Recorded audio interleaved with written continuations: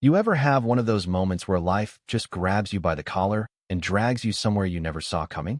That's what happened to me, Tommy Hayes, and my crew of misfits on a dusty stretch of Route 66 one October evening in 2025. I'm talking about a night that started with a kid's tears and ended up rewriting who we were, 8 roughneck bikers who thought we'd seen it all, until a boy named Eli ran out of the woods, barefoot and sobbing, begging us to follow him home. It was late, sun dipping low over the New Mexico hills, painting the sky orange and mean. My crew, the Steel Brotherhood, had just wrapped a 10-hour ride for a veterans charity raising cash for wheelchairs and therapy, the kind of thing we do to keep our consciences from eating us alive. We were beat, sweaty, ready for beers at Rusty's Tavern. Our Harleys were growling, kicking up gravel, when I saw something dart between the pines. Thought it was a coyote at first, small, fast, skittish. But coyotes don't cry like their hearts are breaking. I yelled, "Hold up," and the bike screeched to a stop, dust swirling like ghosts around us. Eli stumbled onto the road, maybe 10 years old, his face streaked with dirt and tears, feet bloody from running. He grabbed my leather jacket, fingers trembling, and said, "Please, mister, my mom's not waking up. You gotta come, please." My guys looked at me like I'd lost my damn mind. Rico, my second in command, wiping sweat off his brow, muttering, "Tommy, this ain't our problem." But something in that kid's eyes, wide and desperate, hit me like a fist. I've been around long enough to know fear like that ain't fake. So I knelt down, leather creaking, and said, "All right, kid, lead the way." We followed him down a dirt path, barely wide enough for our bikes, branches clawing at us in the dark. My crew wasn't happy. Lenny, the paranoid one, kept muttering about ambushes, like we were rolling into a trap. But Eli pointed ahead, voice cracking. "It's just up there, hurry." After 5 minutes that felt like forever, we saw it. A crumbling farmhouse, paint peeling like it was giving up, porch sagging like it carried the weight of the world. Inside, it was worse, stale air, dirty dishes piled high, and on a beat-up couch was a woman, Lena, barely breathing, skin gray like death was knocking. Eli's little sister, Mia, maybe 6, was hiding under a bed, too scared to come out. No food in the kitchen, not a damn crumb. Their dad, Carl, had split 4 days ago, took their last $200, and left them to rot. I'm no saint, none of us are. Me, Rico, Big Joe, Lenny, Nate, Cal, Mitch, and young Danny, we're ex-cons, recovering drunks, guys who've broken more promises than we've kept. But standing in that house, seeing Eli clutch his mom's hand, hearing Mia's quiet sobs, something shifted. Rico, who used to patch up soldiers in Afghanistan, checked Lena's pulse, said she was alive but fading fast. Big Joe, this giant with a scarred face, carried Mia out like she was made of glass. I sent Danny and Nate to town for a doctor, told the rest to stay put. Lenny grumbled, "This could be a setup, Tommy." I shot back, "Look at these kids. Mando's this look like a con to you?" Dr. Patel showed up, a no-nonsense woman with a bag older than my bike.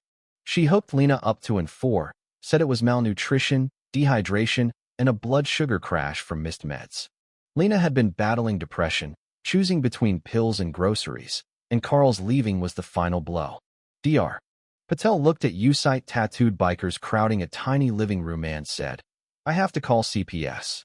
These kids can't stay here alone."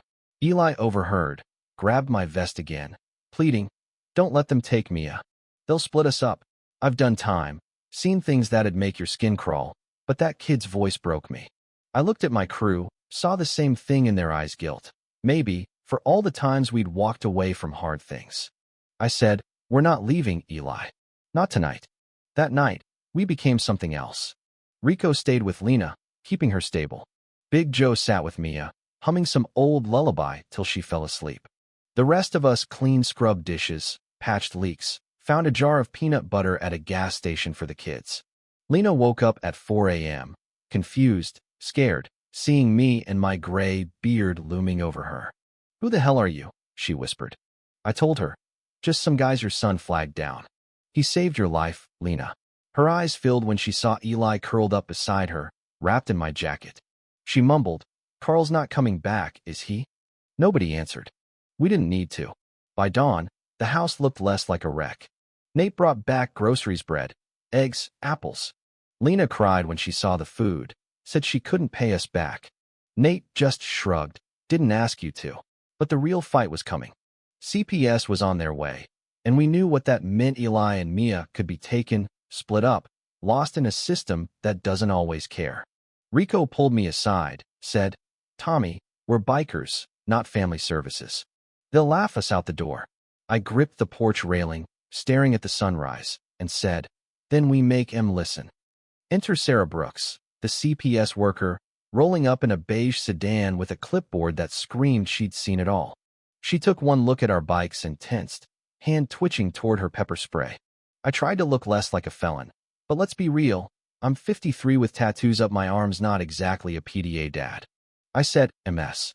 Brooks, we're here to help this family." She wasn't buying it, marched inside, and grilled Lena hard. Asked about Carl's abuse, Lena's depression, the empty cupboards. Lena laid it all bare, tears streaming, while Eli held her hand. Then Sarah talked to the kids alone. Eli stood his ground, pointed at us, and said, "They saved us. They're not leaving. That kid's got more guts than half the men I know." Sarah interviewed us one by one. I went first, told her we met Eli 2 days ago, stayed because he had no one else. She snapped, "You're strangers, Mr. Hayes. Kids need stability, not bikers playing hero." I leaned in, said, "We're here now, and we'll be here tomorrow." That's more than Carl ever gave him. She didn't budge, but when she saw the house clean, stocked, kids fed, something shifted. She said, "I'm not taking them today, but you're on a leash. Weekly visits, background checks, prove you're serious." We signed her papers, a promise etched in ink. 3 days later, Carl showed up at Rusty's Tavern, drunk and loud, bragging about a poker win in Texas. Word travels fast in a small town. Rico wanted to break his face, but I said, "We talk, that's it." We walked into the bar, and there he was, arm around some woman, laughing like he hadn't left his kids to starve. I sat next to him, said, "Carl, we've been at your house, taking care of your family." His face went red, voice slurring. "That's my house, my kids, you got no right." Rico leaned in, voice like ice. "You left him to die, man." Eli was on the highway, crying. Mia was under a bed. Lena was half dead. The bar went quiet. Carl stood, swaying, but then Sheriff Daniels walked in, holding a restraining order. "Sign it, Carl," I said, "or we'll make sure you never see that house again." He signed, hands shaking, and slunk out like a beaten dog. 5 months later, that farmhouse wasn't just standing, it was alive. Lena got a job at the library, started therapy, put on healthy weight. Mia started kindergarten, calling Big Joe Uncle Bear, and showing off a stuffed wolf he won her at a fair. Eli joined a bike club, rode a mile without falling, and we cheered like he'd won the damn Super Bowl. Sarah Brooks kept coming, but her clipboard got lighter each time. On her last visit, she said, "I've been doing this 20 years. Never seen a biker crew save a family. You did good." She closed the case. Lena cried.